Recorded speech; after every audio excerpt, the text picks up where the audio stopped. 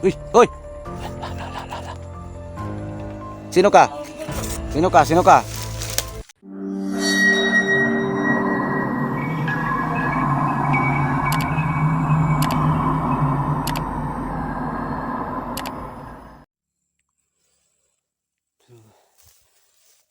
Yun guys, magandang araw no.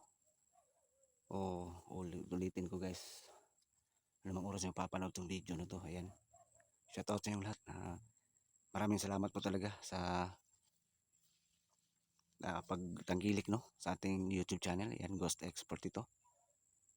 So ulitin ko guys, hindi pa po nakasubscribe ng YouTube channel ko. Baka pwedeng palambing. Paki-subscribe po, Ghost Expert ito. Ayan. Ingat po tayong lahat diyan sa work no. Lalo na sa mga kapatid natin diyan, mga OFW. Yan, sang sulok man kayo ng ng bansa, ng ating mundo, sang sulok man tayo ng mundo. Shoutout sa yung lahat dyan, and ingat tayong lahat dyan sa work. Ayan, God bless, God bless. So panibagong exploration naman itong magaganap ngayon. Baka nagtataka kayo guys, andito ko ngayon sa abandonadong kasagingan na to. Ayan, no, kasi namataan na dito banda pumasok si Ruel at saka yung sidekick niya si Commander Aguila, yung nakamaskara, yung napaka powerful yung tungkod guys no, yung tungkod niya. So ayan, kaya ako napadpad dito sa lugar na to para magmasid no, at klaruhin kung dito ba talaga pumasok sila banda Ruel at saka si Aguila. Yan, dito ko ngayon sa area na to magmamasid no, maghanap sa kanila. Kasi kung nakikita nyo yung upload ko guys, alam nyo naman na halos mabugbog ako sa dalawa. Ayan, kaya yung ginawa ko ngayon parang higanti kumbaga no, dahil masyado rin ako nasaktan sa mga power nila guys, magtagulilong pa sila. Kaya ngayon kahit medyo nahirapan ako kasi ako lang mag-isa, mas buhay pa rin no, at buwang loob ko silang labanan. Alang-alang sa kapakanan ng pamilya ko at sa mga ibang hunters dyan. Hindi lang pwedeng isa walang bahala tong problema na to, kasi alam niyo naman wala kaming kasalanan, tapos sila yung kumbaga maghanap ng gulo.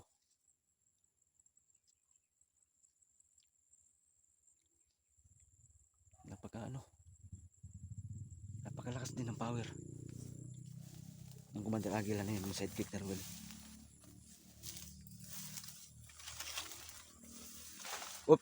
Uy! Nagulat ako doon yun guys. Narinig nyo? Napansin nyo? Parang may kumalabog dyan banda oh. Sino ka?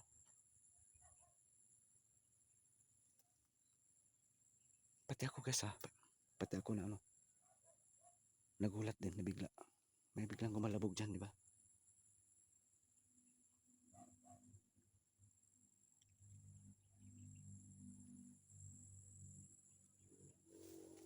So kailangan mo yung alerto no. Yan, magmamasila muna tayo guys, samahan nyo ko.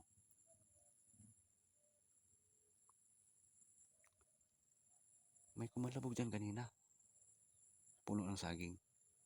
Baka grupong Laruel yan, nagtagulilong na naman.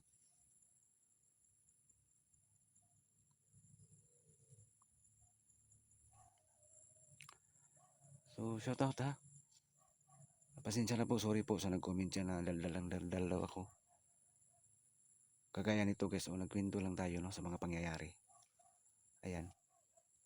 Gusto ko lang i-explain sa inyo na ganito yung mga pangyayari, mga sitwasyon dito. Kaya ako lang nagsasalita. For example, tungkol sa buhay ni Ruel at saka yung sidekick niya. Ano kaya no, yung buhay nila? Di ba? Parang ma-intriga din tayo na malaman kung ano ba talaga yung buhay nila. Bakit sila nagkaganyan? Na mananakit sila ng tao, maghanap sila ng gulo, tapos kahit hindi sila inano ng tao. Kagaya sa akin. Eh kung darating lang sana ang panahon guys no, na pwede silang kausapin, kung makipag-usap lang sana. So kahit ako gusto ko yan guys, para malaman ko rin kung ano talaga yung totoong buhay nila. Kasi hindi yan normal yung mga kinikilos nila. Kumbaga wala sila sa sarili nila. Tama ba? So comment lang sa comment section kung tama ba yung sinasabi ko.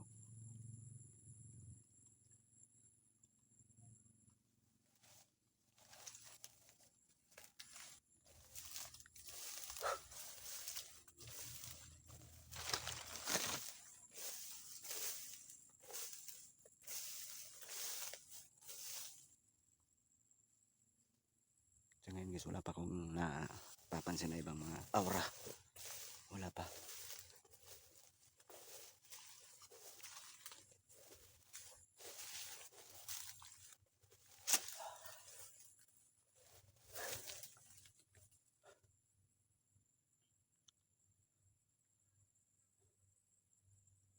Kailangan ko rin makahiganti sa dalawang yun na ginawa nila sa akin. Lalo yung Commander Aguila na yan, no? Ang ano rin, lakas din ng kapangyarihan. Kaya sana maghilap ko ngayon siya dito. At sana kung gusto makipag-usap, kausapin ko muna kung ano ba talaga istorya ng buhay nila.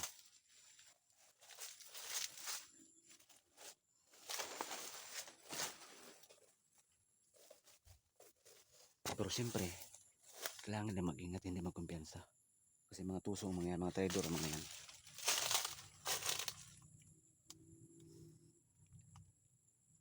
Sayang naman tong saging na to, inabandon na ng mamayari.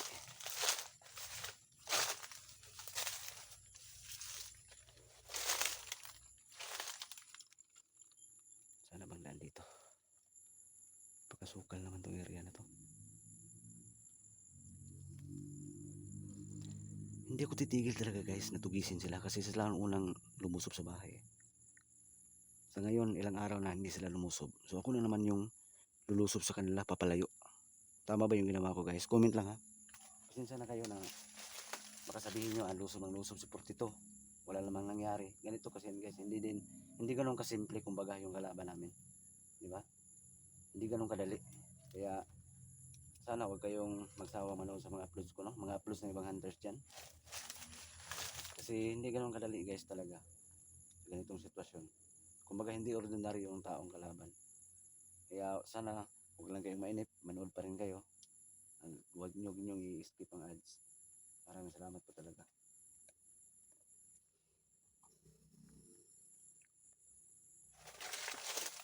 Hindi madali kalaban itong mga ganito guys. Huwag lang kayo mainip. Yung iba kasi dyan, sabi nila wala nang nangyari, sugod ang sugod. So, sa umpisa nito, hindi ko kasalanan talaga. Una ko nilusob sa bahay. So, kumbaga, paghiganti lang itong ginagawa ko. Kahit napakahirap talaga, kahit buwis buhay, ginagawa ko.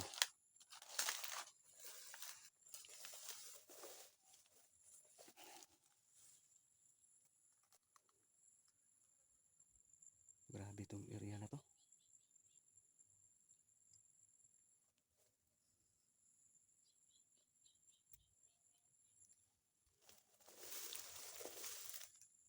Ayan na guys, parang may aura akong nasagap guys habang sa katagalan ng pagmamasid ko, paglalakad ko. Iwan ko kung saan banda. May aura akong nasagap. Kung hindi ako nagkakamali.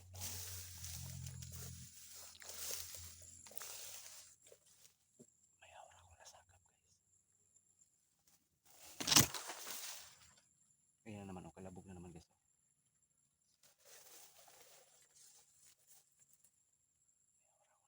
Kalabog na naman. May kalabog kanina. May kalabog na naman.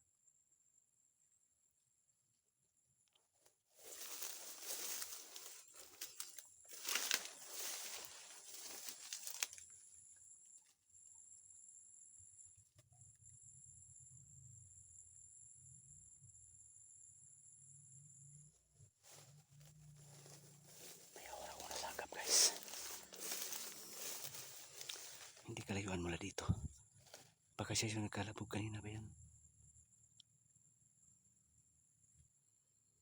Yan. Magpasid lang muna tayo guys. Huwag kayong kukurap kung anong matuklasan natin. Makikita ninyo. Ayan o. Ayan o. May tao guys. Ayan. Sino yan? Uy. Mas ka na sa akin na Roel.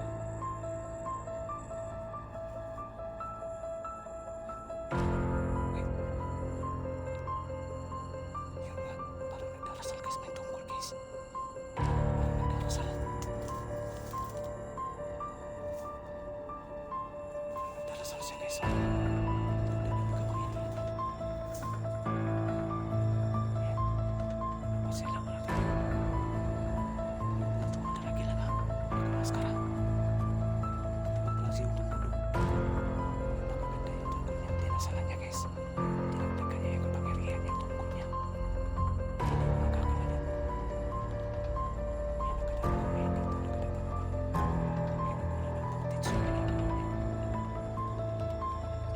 Minsan ito guys, hindi talaga istorya ng buhay ng mga tao ito.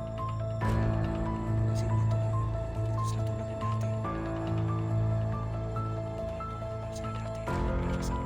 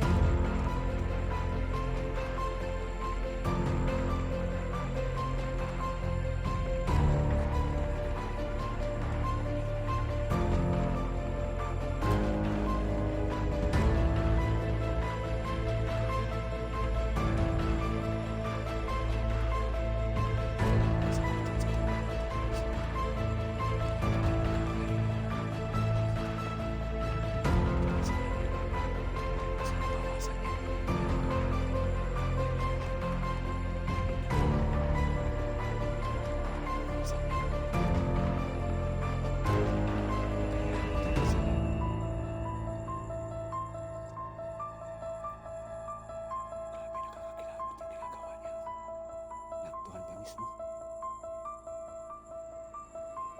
Naaktuhan talaga natin guys. So, tingnan nyo. Tingnan nyo, nakakatakot. Ayan yung itsura ni Commander Aguila. Naglaro lang. Grabe, nakakakilabot yung mukha guys. Sobra.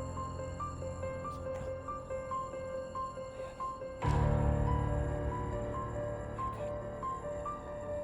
Anong klaseng tao to? Parang mangkukulam.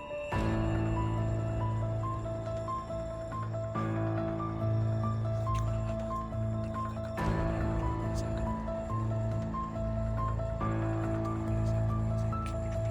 Saan guys? Kailangan ko magmasilin sa likuran. Baka nagtakulay lang. Pero wala man naman akong napansin na ibang aura. Dito, isa lang yung napansin ko. Baka nagpapagaling si Ruel. Baka nabuhan mo rin yun. Inisi sa kanya.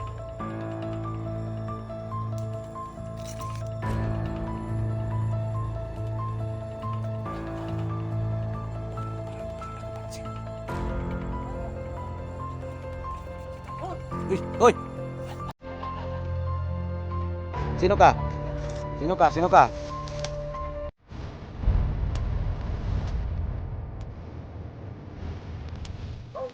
Dili na mo yata, boy. Dili, oy. Uy! Ud! Ayup ka. Saan ka? Uy, ka. Uy! Bumlagta ka. Bumlagta ka.